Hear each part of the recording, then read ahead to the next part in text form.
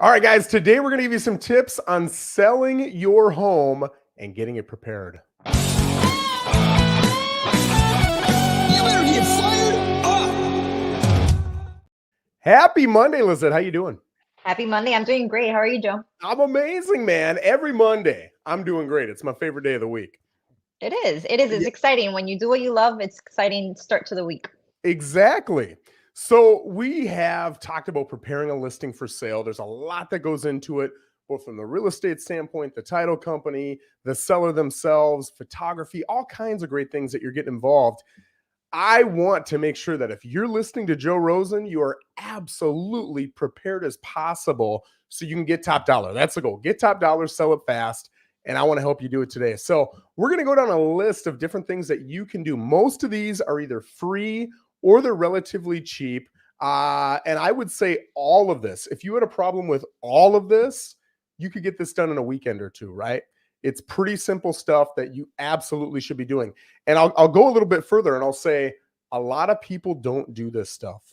I can tell you from experience, Lissette, you'll probably agree with me. The people who don't do a lot of this stuff, it's not that they can't, it's that they're lazy. And it's okay to be lazy, right? It sucks doing all this stuff. But you've got to realize if you do it, you're going to make $5, $10, $15, $20,000 depending upon where you're currently at and where you would be if you did some of this stuff.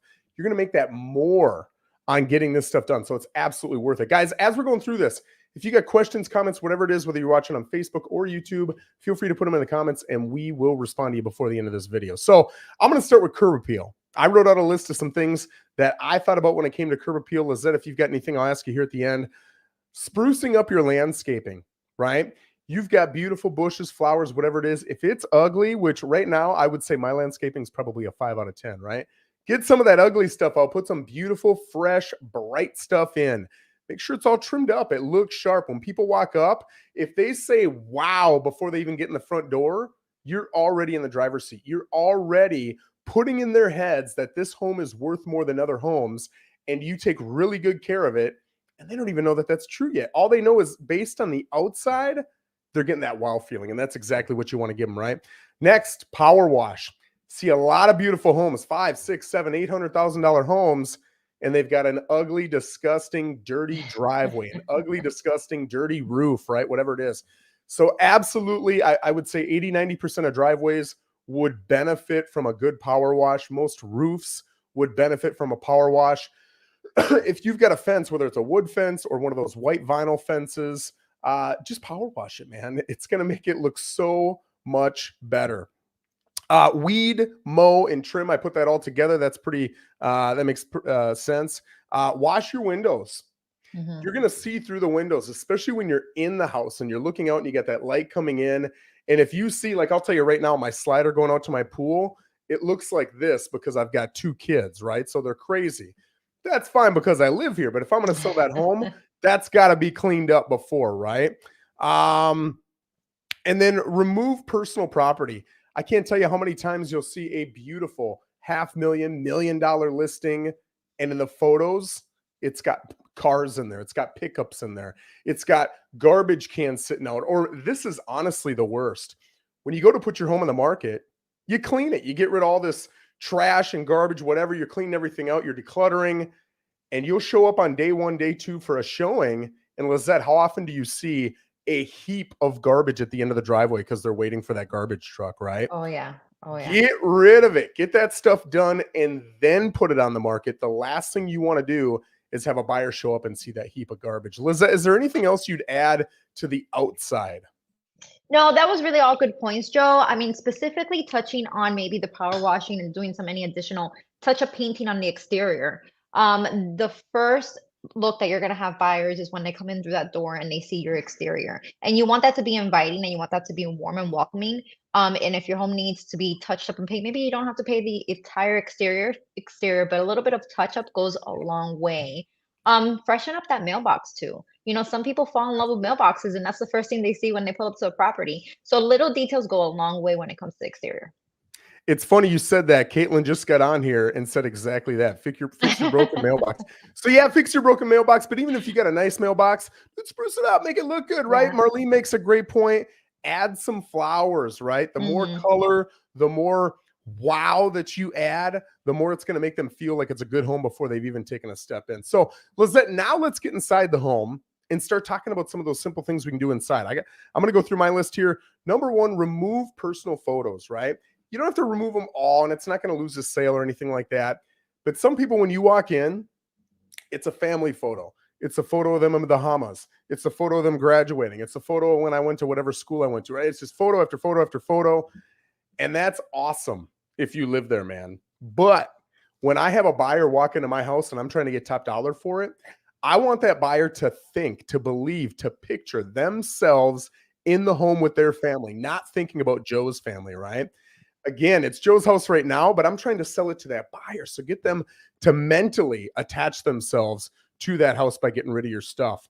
Declutter. That's a simple one. Literally everybody on the planet's going to say it. What does it mean? It means you've got 3,000 fridge magnets, get rid of them. I got a 7-year-old and a 9-year-old. They're painting me pictures every single day. Right back there, right? Get rid of them. Nobody cares about your photos unless it's mom or dad, right? So get rid of them. On any countertop, any flat surface, I try to leave 1 or 2 things. That's it. Whether it's a bathroom countertop, whether it's a kitchen countertop, whether it's a table, 1 or 2 things tops, get rid of a lot of that stuff, right? Furniture, big furniture especially, right? If you've got huge tables in front of your couch, if you've got a monster L-shaped or even worse, U-shaped couch, do get it out of there and get a nice little 3-seater or a 2-seater in there. It's going to make that room feel 3 times as big. Definitely. When you walk into a bedroom or whatever room, but it's usually bedrooms, the wall that you open the door to, that wall should be cleared. If that wall has a giant, it's always a dresser, man, or a bed up against it, you feel constricted as a buyer in that room and it feels smaller than it is. So if you can keep the wall where you open the door open, that's going to make that room instantly feel a lot bigger. Professionally clean it. Now, if you're amazing at cleaning, just clean it yourself. But if you're not, or you're busy or whatever, get somebody in there to professionally clean it. I can tell you it's $200 to $400. You can get a 3 to 5 hour cleaning job done, and it's going to look so much different. You're going to make so much more money. Last thing I've got here is clean out your appliances, your fridge. I can't tell you how many people will look in the fridge. House is beautiful. House is stunning. It's well priced. Fridge is disgusting. What does it do? It puts an ugly taste in their mouth, and now it detracts some value. Is that fair? Nope. Makes no sense. But it's what happens. Same with your oven. Same with your microwave. Lizette, what do you have to add to that? I like to tell my sellers, and I always tell them, I'm not saying this and please don't take it personal, but try to make it seem like you're not even living in the property. Less is more. The less you have in the home, the more the buyer can envision themselves living in the property. And just think about when you're looking at a property or when you go to a new construction home and you love it and you feel that wow factor, but it's because all the personalization of the property is taken out. And it's just the appeal. And that's what we're looking for. So just freshening it up, definitely cleaning. You don't want to have, dirty doors, dirty windows, take off all those fingerprints from the fridge. I know I have it because of kids, but it's just one of those things when you have someone coming through a door, make it feel fresh. Now, one item that's debatable a lot of times is to put plugins or not. I have a lot of people who give me positive feedback and they're like, oh my God, the house smells so good and so nice. And then you have other people that walk in and we had a nice oil essentials going on and they were like, oh, that is horrible. What are they hiding? So go with something a little bit soft and subtle, maybe just one candle, maybe only a couple plugins, not all over throughout the house so it's not overpowering and the buyer doesn't think you're trying to hide something. But overall feeling warm again, inviting, and less is more. I like that. All great points. Now let's get into repairs. Some things you've got to do, they're going to be expensive. If you got an AC that doesn't work, if you got a roof that's leaking, whatever it is, hey, it's going to be thousands of dollars and it's absolutely going to be made up for in price. If you've got a leaky roof and it costs you $3,000, I will guarantee you that if you don't fix it, you're going to lose a heck of a lot more than $3,000. If you got a $6,000 AC replacement that you're not addressing, I can guarantee by not addressing it, it's going to cost you more than $6,000 in price. So yes, those big things you've got to focus on, but what are some of the little things that probably 70-80% of my sellers can, and in my opinion, if you're looking for ROI, should do before they sell? Number one, flooring.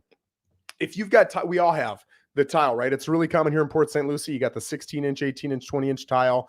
And especially if your home was built kind of in that 2003 to 2007 area, I can tell you every single house I show has a hairline crack in one of the tiles, right? You can go to Home Depot and get, I don't even know what it's called, but it's a substance. You can literally rub it on, and literally in 2-3 hours, unless you own the house, you can't even tell the crack is there. Looks phenomenal, right? Carpet. If you've got carpet stains, you've got to try to get those stains out. People are absolutely going to take more off the price than it would cost to clean or replace those carpets. So do it yourself and you'll make money on that. If your carpet is pulling away from the edges, it's beat up, it's too stained to be replaced, or too stained to keep, I would absolutely replace it because it's going to make sense, right? A room might cost $1,500 to $3,000 depending on what you're putting in there for flooring, but it's absolutely going to give you your money back. So I would say take care of that as well. Paint, just like Lissette said with the exterior, the interior can often be helped with paint, especially if you've got pets, especially if you've got, I call them pets, but you probably call them kids. You're going to want to get rid of all those little black smudges on the walls, all those, little marks that they put on there with a simple coat of fresh paint. And my gosh, DJ just did it this weekend. My wife just painted that wall where my slider is, and then the other one along the left side. She must have said 4 or 5 times, "Oh, Joe, I love this house." And you know what that paint cost her? $42. For $42, that woman felt like she was in a castle, man. It was amazing. So get that paint up. Ceiling stains. Probably 1 out of every 10, 15, 20 houses has some little stain.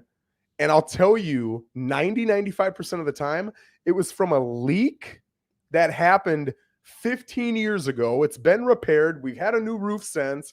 There's no issues. But what does a buyer say when they walk in? They say, "Joe, roof leak. That's $20,000.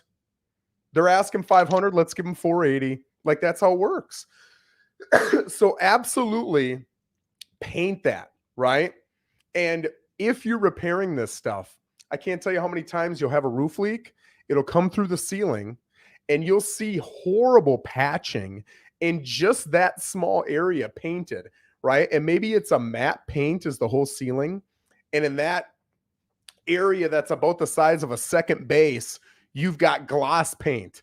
Well, that looks completely goofy. It draws attention. And now people think, what are they hiding? So make sure it all looks similar, right? Staining under your sinks. This is another one. It's really common for you to have stains, condensation, whatever it is coming from that sink. And then it sits on, it's usually a piece of wood on the bottom there, whether it's under your kitchen sink, bathroom sink. And now you've got that brown staining. What do people think? Especially when the inspector comes in and says, possible leaking, right? It could be 15 years old. You fixed it a long time ago. It's not a problem. But if the staining is there, people are going to have issues with it. And they're going to want you to spend big dough to prove to them it's not an issue or replace it.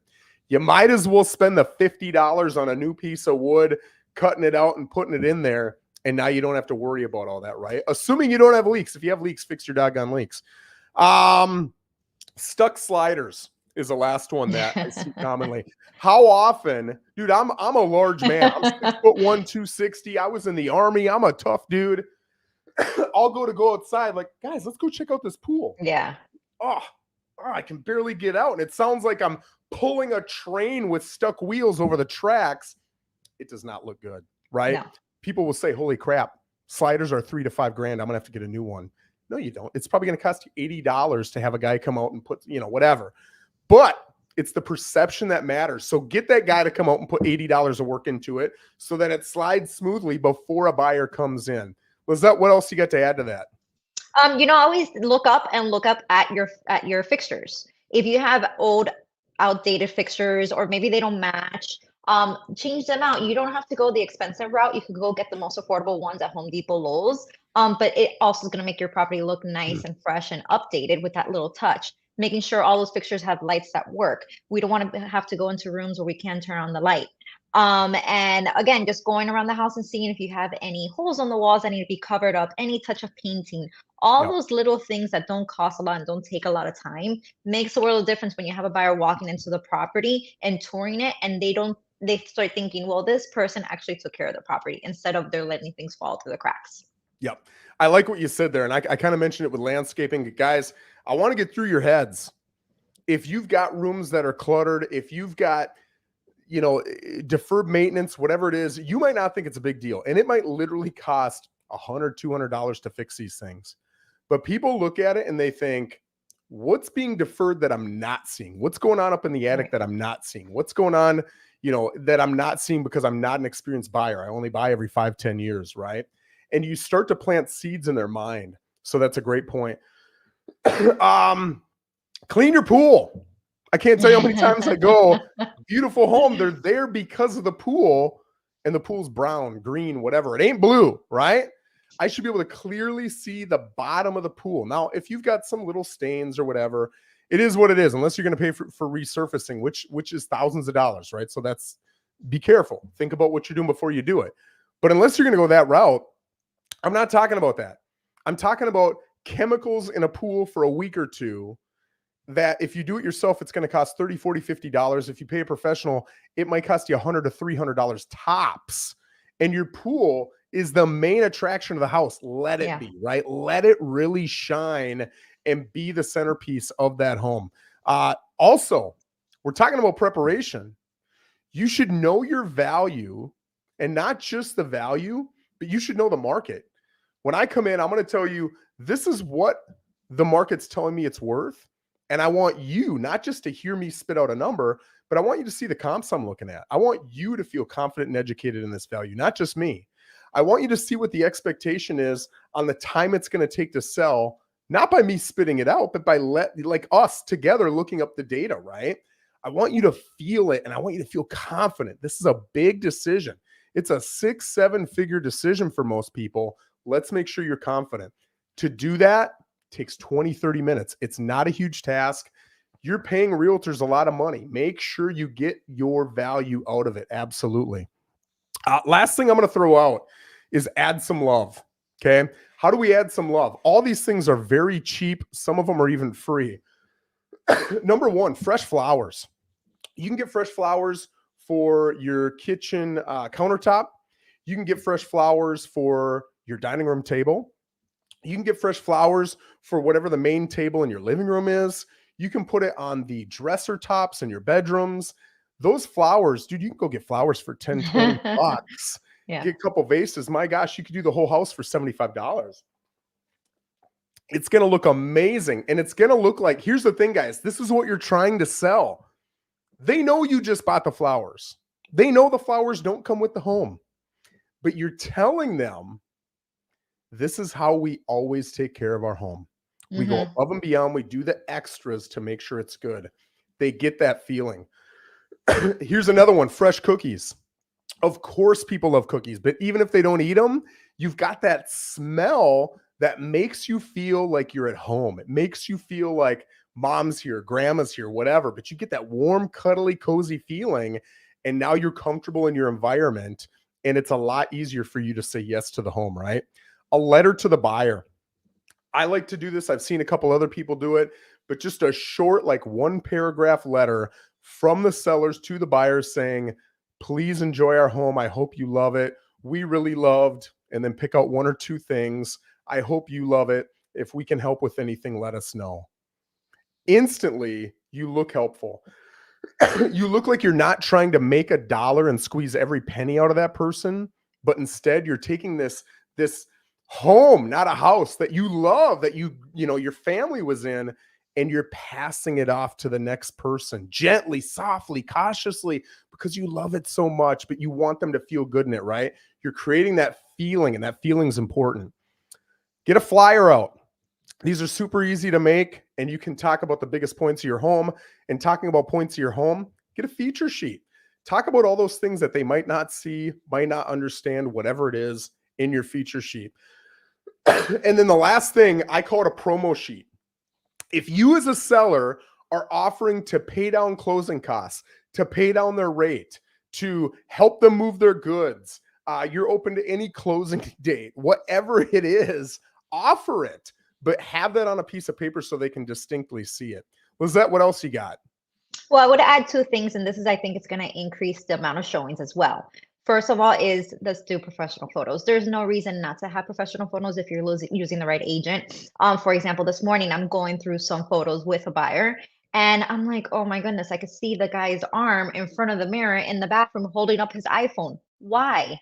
Why is that? That's Another probably on a one, $700,000-$800,000 listing. it's ridiculous. And another one, there's a little girl standing in front of the garage. I'm like, why would they even put that on the Yeah. MLS? So make sure you have quality photos. Make sure that you throw in there a virtual tour, do a drone video, do drone photography. All that is going to increase the likelihood that more people are going to view your property and going to want to tour it in person. And second of all, I would say be flexible with showings. You don't want people to jump through hoops to come and see your property. You want to make sure that you are making it accessible and available to your buyers, especially in this market where we have a larger growing inventory. If they're tight on time and coming in just for that weekend or maybe just a couple days, and they have to schedule your showing days in advance, or it's not available on X, Y, and Z day, they're going to go see the other properties and say, well, forget it. We're not even going to go to that one, and Get make that a all the decision time. on the properties they were able to see. So that's going to increase the amount of showings you get. Yeah. I'm absolutely, as a seller, going to take a little bit of suck for a couple weeks, a little bit of inconvenience to get 5, 10, 15, 20 grand more. That's a phenomenal point. All right. We've got the best fan. We've got Brian Moriarty. Great content today, guys. I think he's talking about you, Lissette. Enjoyed the program. If you don't know Brian Moriarty, he is the best chiropractor down in Martin County, man. Phenomenal guy. So thanks for joining us. We had a lot of great Awesome. comments Thank today. you. All right. Well, Lissette, I appreciate you. Hopefully you guys found some value in this. If you've got anything else, guys, we got this topic from somebody who wanted to see this. If you've got a topic you want us to touch on, we'll figure out a program. We'll answer all your questions and we'll make sure that you're getting the value you want to get. Lissette, I appreciate you joining me today. Thanks, Joe. Have a good one.